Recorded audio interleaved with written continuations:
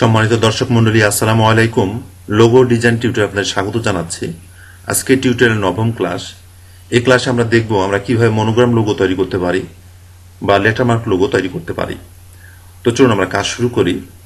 তো আমরা প্রথমে যে ডিজাইনটা করেছিলাম সেটা হচ্ছে এক্সপোজ এই শব্দটা নিয়ে আমরা ডিজাইন করেছিলাম। তো আজকেও লোগো ডিজাইনের ক্ষেত্রে আমি শুধুমাত্র এক্সপোজ কথাটাকে নিচ্ছি, দেন আমরা পরে মার্কেট এবং প্লেসে কথাটাকে নিয়ে তারপরে কিভাবে আমরা লোগো স্যাম্বল বানাতে পারি বা মনোগ্রাম বানাতে পারি সেটা দেখব। তো আমি এটা নিলাম, নেওয়ার পরে আমি রাইট বাটন ক্লিক করে ক্রিয়েট আউটলাইন করে ফেলছি। ক্রিয়েট আউটলাইন করে ফেললাম, দেন এটাকে আনগ্রুপ করে আমি ইটাকে একটা কপি করে নিচ্ছি। প্রথমত টেক্সট থেকেই যে টেক্সট আমরা পাবো সেই টেক্সট থেকে বা ফন্ট থেকে আমরা ডিজাইন তৈরি করার চেষ্টা করব। তারপর আমরা নিজেরা কিভাবে তৈরি করতে পারি সেটা দেখব। আমি এটা গ্রুপ করে রেখে দিলাম। এরপরে খুবই বেসিক একটা বিষয় আমি এখান থেকে শুরু করছি। আমরা ইটাকে এইভাবে স্যাম্বল আকারে আমরা দিতে চাইলে সরাসরি এইভাবে দিয়ে দিতে পারি, উপরে বা সাইডে ঠিক এইভাবে সরাসরি আমরা দিয়ে দিতে পারি। তবে কিছু ডিজাইন করাও যেতে পারে, এটা একটা স্বাভাবিক বিষয়। তো আমরা সরাসরি এভাবে উপরে কিংবা সাইডে আমরা শুধুমাত্র এটা বসাইতে পারি। আবার এটাকে এভাবে রোটেট করে বসাতে পারি, এইভাবে রোটেট করে বসানো যেতে পারে। আবার আমি এটাকে কপি করছি, কপি করার পরে ডাইরেক্ট সিলেকশন টুল দিয়ে আমি এই অংশটা এই পাথের উপর আমি কন্ট্রোল প্লাস করছি, জুম করে নিলাম যাতে আপনারা দেখতে সুবিধা হয় আপনাদের। আমি এখানে ক্লিক করে শিফট চেপে ধরে আমি বাম দিকে নিয়ে আসছি। এই কাজগুলো এর আগে অবশ্য আপনাদের দেখানো হয়েছে, যা হোক আমি এখানেও বলছি। এরপর পাথফাইন্ডার অপশনে আমি আসলাম, দেন ডিভাইড করে দিলাম এবং এই অংশটা আমি ডিলিট করে দিচ্ছি। তো এইভাবে তো সাধারণভাবে আমি দিতে পারি, আবার এইভাবে আমি এটা উপস্থাপন করতে পারি। যা হোক, এরপরে আমরা এগুলোই আবার বিভিন্ন শেপের মধ্যে উপস্থাপন করার চেষ্টা করব। প্রথমত হচ্ছে স্কোয়ার শেপ। আমি এখান থেকে রেক্ট্যাঙ্গেলটা সিলেক্ট করলাম, সিলেক্ট করার পরে শিফট এবং অল কি চেপে ধরে আমি একটা রেক্ট্যাঙ্গেল ড্র করলাম। দেন এটাতে আমি একটা ভিন্ন কালার দিচ্ছি, বা এটা কালো কালার থাকতে পারে, আমি এটাকে ভিন্ন কালার দিয়ে দেবো। আমি এটাকে রাইট বাটন ক্লিক করে arrange shape bring to front করে নিলাম এবং এটাকে সাদা কালার দিয়ে আমি শিফট এবং অল কি চেপে ধরে কিছুটা ছোট করে নিচ্ছি। আবার এভাবেও আমি এটাকে অ্যালাইন করে নিচ্ছি। আবার এভাবেও আমরা উপস্থাপন করতে পারি। তো আমরা কতভাবে উপস্থাপন করতে পারি এটা একটা নমুনা আপাতত এখানে দেখাই দিয়ে আমরা এটা রোটেট করে নিতে পারি এবং এভাবেও আমরা উপস্থাপন করতে পারি। এটা আমি আবার ঘুরাই নিচ্ছি আগের মতো।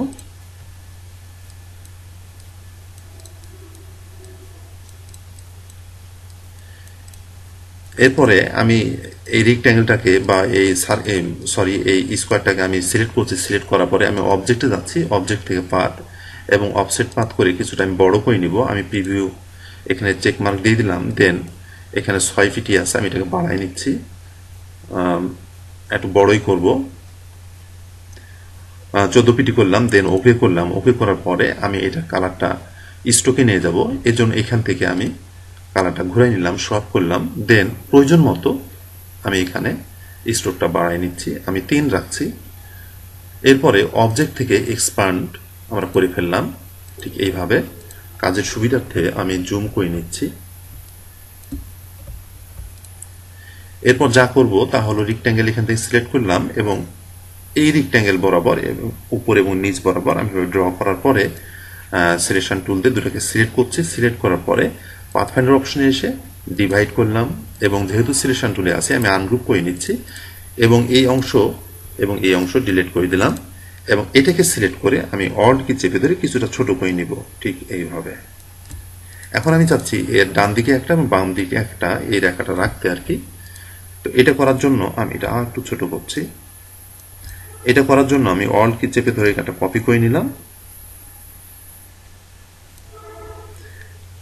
কন্ট্রোল ডি করছি, তাতে ডুপ্লিকেট হলো।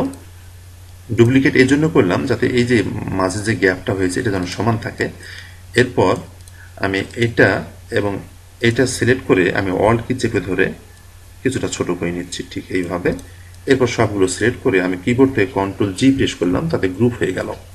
এখন আমাদের যে কাজ সেটা হচ্ছে এইটা একেবারে এই বাহুর মাঝামাঝি নিয়ে আসা। আর এটা নিয়ে আসার জন্য আমি এখান থেকে এই বাহু বরাবর একটা রেক্ট্যাঙ্গেল ড্র করলাম। দেন এটা তো সিলেক্ট অবস্থায় আছে, শিফট চেপে ধরে আমি এটাকে সিলেক্ট করলাম এবং এর উপর একটা ক্লিক করলাম। তার মানে আমি কমান্ড করছি যে এটা ঠিক থাকবে, এটা মুভ করে এর বরাবর হবে। এরপর আমি এখান থেকে হরিজন্টাল অ্যালাইন সেন্টার যদি করে দিই তাহলে ঠিক হয়ে যাবে। তাহলে আমাদের মাপ মতো জিনিসটা হয়ে গেল। আমি কন্ট্রোল মাইনাস করছি। তো এইভাবেও আমরা লোগো উপস্থাপন করতে পারি। তো এইটা যখন আমরা উপস্থাপন করবো এইভাবে, তখন আর এটা উপরে হবে না, তখন আমরা দিব কি ঠিক এই সাইডে আমি এটা কপি করছি এবং শিফট ধরে আমি কিছুটা বড় করে নিচ্ছি। যখন আমরা এই ধরনের রেখাগুলো ব্যবহার করব তখন এটা আমাদের আর উপরে হবে না, তখন এটা আমাদের সাইডে দিতে হবে। আমি এটা সিলেক্ট করলাম, সিলেক্ট করার পরে এটা ক্লিক করলাম এবং এখান থেকে ভার্টিক্যাল অ্যালাইন সেন্টার ঠিক করে নিলাম। একটা বিষয় আপনাদের মনে আছে কিনা জানি না, যে আমরা যখন ঘিরা কোনো শেপ মাঝখানে ফাঁকা থাকে, এই ধরনের কোনো শেপ যখন ডিভাইড করি তখন এর মধ্যে একটা ময়লা তৈরি হয়। তো সেই ময়লাটা এখানে দেখা আছে, দেখেন এই যে এটা আমরা অবশ্যই মনে করি ডিলিট করে দিব। এটা সিলেক্ট করলাম, দেন আমি ব্যাক স্পেস চাপ দিলাম দুইবার, যেহেতু আমি ডাইরেক্ট সিলেকশন টুল দিয়ে সিলেক্ট করেছি। তো এইভাবেও আমরা লোগো দিতে পারি। আবার আমি এখানে আপনাদেরকে এটা শুধুমাত্র এটা স্কোয়ার শেপের মধ্যে দেখালাম, এটাও হতে পারে রাউন্ড শেপের মধ্যেও আমরা এইভাবে দিতে পারি, যদিও এগুলো একেবারে বেসিক বিষয়। এরপর আমি সবগুলো নিয়ে আলোচনা করব মনে করছি। আমি সেন্ড টু ব্যাকে করে দিলাম, দেন দুটো সিলেক্ট করে এটাতে ক্লিক করছি এবং হরিজন্টাল অ্যালাইন সেন্টার এবং ভার্টিক্যাল অ্যালাইন সেন্টার ঠিক করে নিচ্ছি। ঠিক এইভাবে আমরা এইভাবে উপস্থাপন করতে পারি। আবার আমরা চাইলে এটা পলিগন টুলের মধ্যেও আমরা দিতে পারি। তো আমি আর নিয়ে টেক্সট দিয়ে বানানো নিয়ে, মানে এটা তো টেক্সট আমরা নিয়েছি, তারপর এটাকে মডিফাই করে বিভিন্ন শেপের মধ্যে দিয়ে এটা করলাম আর কি। তো এটা নিয়ে আমি আর কি আগাতে চাচ্ছি না বেশি। এখন আমি আপনাদের যেটা দেখাতে চাই যে যদি আমরা নিজেরা তৈরি করতে চাই তাহলে সেটা কিভাবে হতে পারে, কিভাবে দেওয়া যেতে পারে, এটা নিয়ে আমরা কিছুটা এক্সপেরিমেন্ট চালাবো। তো এই জন্য আমি প্রথমত যেটা করব সেটা হচ্ছে টুলবার থেকে এই রাউন্ড টুলটা, ইলিপস টুলটা আমি সিলেক্ট করলাম, সিলেক্ট করার পর শিফট এবং অল্ট কি চেপে ধরে আমি এইভাবে ড্র করছি এবং এটা স্ট্রোক কালার নিয়ে আসছি। দেন আমি স্ট্রোকটা বাড়াই নিচ্ছি এখান থেকে, মাউসের চাকাটা ঘুরায় আমি মোটা করতে চাচ্ছি, মোটামুটি একটু মোটা হবে, এমন হলে হতে পারে। ঠিক তো এটাকে আমি বানাবো। বানানোর জন্য আমি এখান থেকে লাইন সেগমেন্ট টুলটা সিলেক্ট করছি, সিলেক্ট করে আমি শিফট চেপে ধরে আমি ড্র করলাম। শিফট চেপে এই জন্য ধরলাম যে এটাকে আমি সোজা করতে চাই। এরপর জায়গা মতো এটা আমরা বসাই দিব। বসানোর পরে আমরা পেন টুলের এইখানে এসে মাউসটা ক্লিক করে চেপে ধরে থাকলে আমরা এখান থেকে অ্যাঙ্কর পয়েন্ট টুলটা পাবো, এটা সিলেক্ট করব। সিলেক্ট করে আমি এটা একটু এইভাবে ড্র করছি যাতে এই হ্যান্ডেলগুলো আমি বের করতে পারি। তো আমি হ্যান্ডেলটা ঠিক এটা উপরে নিব আর এটা নিচে নিব। নেওয়ার পর আমি ডাইরেক্ট সিলেকশন টুলে গেলাম এবং এটা আমি কিছুটা নিচে নামায় নিয়ে আসলাম। এগুলো আমি র্যান্ডমলি করছি। এটা চোখের মাপ মতো করছি, নির্দিষ্ট কোনো বিষয় আশায় নাই, এমন হলে হতে পারে। তো আমার যেটা মাথায় আসছে সেটা হলো যে আমি এখান থেকে এটা কার্ভ হবে, কিন্তু এখান থেকে এদিকে কার্ভ হবে না। তো যা করছি এখান থেকে সিজার টুল সিলেক্ট করলাম, সিলেক্ট করার পরে আমি এই যে সোজা জায়গাটা দেখা যাচ্ছে এখানে আমি ক্লিক করছি। ক্লিক করার পরে এটা আমি ডিলিট করে দিচ্ছি, ব্যাক স্পেস চাপ দিলাম। দেন আমি এখান থেকে পেন টুলটা সিলেক্ট করলাম, পেন টুল সিলেক্ট করে আমি এখানে ক্লিক করছি এবং শিফট চেপে ধরে সোজা করে ফেললাম। ঠিক আমি এটা একটু বাম দিকে নিতে চাচ্ছি আগায়। ঠিক আছে, এমন হলেই হবে। এরপর যা করব সেটা হলো সিজার টুলটা নিয়ে আমি এখানে একটা ক্লিক করছি, এখানে ক্লিক করলাম এবং এখানে ক্লিক করলাম। দেন মাঝের এই অংশটুকু আমি ডিলিট করে দিচ্ছি। যদি মনে হয় ঠিক আছে, হবে ভালো, তাহলে সবগুলো সিলেক্ট করে আমরা অবজেক্টে গিয়ে এক্সপান্ড করে ফেলবো। এরপর সবগুলো সিলেক্ট করে আমি টুলবার থেকে শেপ বিল্ডার টুলটা সিলেক্ট করছি। সিলেক্ট করার পরে আমি অল্ট কি চেপে ধরে এখানে ক্লিক করলাম এবং এখানে ক্লিক করলাম। আমরা চাইলে এখানে ক্লিক করতে পারি, এটাও হয়ে যায়। তো আমি এটা করতে চাচ্ছি না, আমি এটা বাড়ায় রাখতে চাচ্ছি এইভাবে। দেন আমি এটাকে সিলেক্ট করে আমি চাচ্ছি এখানে একটা গ্যাপ তৈরি করে দিব। এটাকে সিলেক্ট করে আমি এইভাবে কপি করে নেওয়া যেতে পারে, এটাও করা যেতে পারে। কপি করে নিলাম। কপি করার পরে আমি সবগুলো সিলেক্ট করলাম, সিলেক্ট করে আমি শেপ বিল্ডার টুলটা এখান থেকে সিলেক্ট করছি এবং অল্ট কি চেপে ধরে এই গ্যাপটা আমি তৈরি করব। এখানে ক্লিক করলাম এবং বর্ধিত যে অংশটা, বাকি যে অংশটা, এটা আমি সিলেক্ট করে ডিলিট করে দিলাম। তাহলে এভাবেও আমরা তৈরি করতে পারি এবং দিতে পারি। আমি সবগুলো সিলেক্ট করে পাথফাইন্ডার অপশনে এসে ইউনাইট করে দিলাম। আবার আমরা যদি চাই যে না এগুলো আমি রাউন্ডেড করে দিব, করতে পারি। আমি অল কি চেপে ধরে ক্লিক করলাম, কপি করলাম, দেন এভাবে আমরা ডাইরেকশন টুল দিয়ে সিলেক্ট করে অ্যাঙ্কর পয়েন্ট দুটো আমরা এভাবে রাউন্ডেড করে দিতে পারি। কিংবা এখানেও যদি চাই আমরা রাউন্ডেড করে দিব, তাহলে কি করব, ডাইরেকশন টুল দিয়ে এই যে দুইটা অ্যাঙ্কর পয়েন্ট আমরা সিলেক্ট করলাম, দেন এই পয়েন্ট ধরে আমরা এই রাউন্ডেড করে দিলাম। এখানে পুরো রাউন্ডেড হলো না, বুঝতে পারছি না কোনো সমস্যা আছে কিনা দেখি। হ্যাঁ, এখানে একটা অ্যাঙ্কর পয়েন্ট আছে, এটার জন্য আসলে রাউন্ডেড হলো না। এই অ্যাঙ্কর পয়েন্টটা সিলেক্ট অবস্থায় আছে, আমি শুধুমাত্র এই যে মাইনাস পেন এখানে ক্লিক করব, এটা ডিলিট হয়ে যাবে। দেন দুটো সিলেক্ট করে আমরা এইভাবে রাউন্ডেড করে ফেললাম। এখন আমরা আরেকভাবে বানানো দেখব। আর এটা বানানোর জন্য আমি টুলবার থেকে স্পাইরাল টুলটা সিলেক্ট করলাম। সিলেক্ট করার পরে আমি এভাবে ড্র্যাগ করছি। ড্র্যাগ করার আমি মাউসটা ছেড়ে দিইনি, এই সময় আমি কিবোর্ড থেকে কন্ট্রোল কিটা চেপে ধরলাম এবং এটাকে কিছুটা আমি আমার মতো করে নিতে চাচ্ছি, আমি কেমন দেখতে চাই বা করতে চাই।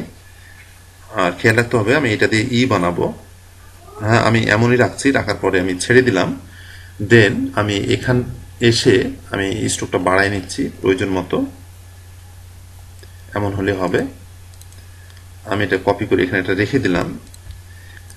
এরপর টুলবার থেকে আমি সিজার টুলটা সিলেক্ট করলাম এবং ঠিক এখানে ক্লিক করছি। এখানে ক্লিক করার পরে এটা সিলেক্ট অবস্থায় আছে, এটা আমি ব্যাক স্পেস চেপে ডিলিট করে দিলাম। এবং এখান থেকে পেন টুলটা সিলেক্ট করার পরে আমি এখানে ক্লিক করলাম এবং শিফট চেপে ধরে বাম দিকে নিয়ে আসছি, ঠিক এইভাবে, ঠিক এই। তো এটাকেও আমরা এই স্যাম্পল হিসাবে ব্যবহার করে ফেলতে পারি, এটা আর দরকার না, এটা আমি ডিলিট করে দিচ্ছি। এবং এখানে আমরা আরও কিছু এক্সপেরিমেন্ট চালাতে পারি। যেমন এটাকে সিলেক্ট করলাম, প্রয়োজন মতো বাড়াই নিলাম এবং এখানে যে ইউনিফর্ম আছে এখান থেকে আমি প্রথম যে প্রোফাইলটা ব্যবহার করতে পারি, কিংবা তারপরের প্রোফাইলগুলো আমরা ব্যবহার করে দেখতে পারি যে কোনটাতে কেমন লাগে, সেটা আমরা ব্যবহার করতে পারি। যেমন এই প্রোফাইলটা ব্যবহার করা যেতে পারে, বা আরও দেখি আমি এটা, কিংবা এটা, আমি এটা ব্যবহার করছি। দেন আমি স্ট্রোকটা আরও কিছু বাড়াই নিচ্ছি, ঠিক এই। এরপর সিলেক্ট রাখা অবস্থায় আমরা অবজেক্টে যাব, অবজেক্টে এক্সপান্ড অ্যাপিয়ারেন্স করে ফেলবো, তাতে এই হবে। তো এইভাবেও আমরা হিসাবে এটাকে ব্যবহার করতে পারি। আমরা কালার দিয়ে দিতে পারি একটা এইভাবে। আবার যদি এটাকে কিছুটা মডিফাই আমরা করতে চাই, আমি এটাকে কপি করছি। কপি করার পরে এটা আমি কপি করে রেখে দিলাম। দেন এটাকে সিলেক্ট করলাম, সিলেক্ট করে আমি পাথফাইন্ডার অপশনে এসে ডিভাইড করলাম এবং আনগ্রুপ করে নিচ্ছি এবং এটা কালার অ্যাপ্লাই করছি, কারণ এখানে ঘেরা জায়গা আছে, এর মধ্যে ময়লা আসবে, এগুলো আমরা দূর করে দিব, ঠিক এই। এরপর যেটা করতে পারি, আসলে আমি যেটা করতে চাচ্ছি সেটা হচ্ছে এখান থেকে একটু গ্যাপ থাকবে এদিকে এবং এখান থেকে এদিকে গ্যাপ থাকবে। এটা আমরা করার জন্য মাঝের এই অংশটা আমি সিলেক্ট করলাম, সিলেক্ট করে অবজেক্টে যাচ্ছি, অবজেক্টে পাথ এবং অফসেট পাথে গেলাম এবং প্রিভিউ করে নিলাম। আমরা এত বড় করব না, আমরা যেটা মাপ করতে চাই এই গ্যাপের অনুযায়ী আমরা করতে যাচ্ছি, 9 ফিটই হচ্ছে, ওকে করলাম। দেন সবগুলো সিলেক্ট করে, আচ্ছা এটাও আমি করে ফেলি, এটাকে সিলেক্ট রেখে অবজেক্টে যাচ্ছি, অবজেক্টে পাথ এবং অফসেট পাথ, ওখানে যেহেতু 9 ফিটই, কাজে এখানে আমরা তাই ব্যবহার করব। এবার সবগুলো সিলেক্ট করলাম, সিলেক্ট করে আমি শেপ বিল্ডার টুলটা এখান থেকে সিলেক্ট করছি। দেন অল্ট কি চেপে ধরে এখানে ক্লিক করলাম এবং এখানে ক্লিক করলাম। এরপরে যে এই অংশগুলো আমি এগুলো ডিলিট করে দিলাম, এটা এবং এটা। এরপর সবগুলো সিলেক্ট করে আমরা পাথফাইন্ডার অপশনে এসে ইউনাইট করে দিলাম, ঠিক এইভাবে। এখানে একটু সমস্যা মনে হচ্ছে, আচ্ছা কিছু না, আমি ডিলিট করে দিলাম। এরপরে আমরা কালার এইভাবে ব্যবহার করে ফেলতে পারি। একটা গ্রে কালার দিলাম, এখান থেকে একটু বা এটা আমরা অন্য একটা কালার দিয়ে দিলাম। তো এভাবেও আমরা তৈরি করতে পারি, বা আরো অনেকভাবে তৈরি করা যেতে পারে। তার কিছু নমুনা আবার এইভাবে যে এটা যে আছে হুবহু এটাই আমরা দিয়ে দিতে পারি। আমরা যদি এটা মুখগুলো রাউন্ডেড করতে চাই, এটা যদি রাউন্ডেড করতে চাই তাহলে স্ট্রোকে এখানে আসবো, এসে রাউন্ড ক্যাপ এটা আমরা দিয়ে দেব। দেন সিলেক্ট থাকা অবস্থায় আমরা অবজেক্টে যাব, অবজেক্টে এক্সপান্ড করে দেব, তাহলে এটাও আমরা অ্যাপ্লাই করতে পারি। তো বন্ধুরা, এই পর্যন্ত আপনারা দেখলেন যে এক্সপোজ এর জন্য আমরা কিছু মনোগ্রাম তৈরি করলাম, কিছুটা টেক্সট থেকে এবং কিছুটা নিজেরাই বিভিন্ন টুল ব্যবহার করে করলাম। তো আজকে এই পর্যন্তই। সামনের টিউটোরিয়ালে আমরা দেখব যে ই, এম এবং পি দিয়ে আমরা কিভাবে মনোগ্রাম বানাতে পারি বা লোগো বানাতে পারি সেটা দেখব। সে পর্যন্ত আবার ভালো থাকেন, সুস্থ থাকেন এই কামনা করছি। আসসালামু আলাইকুম।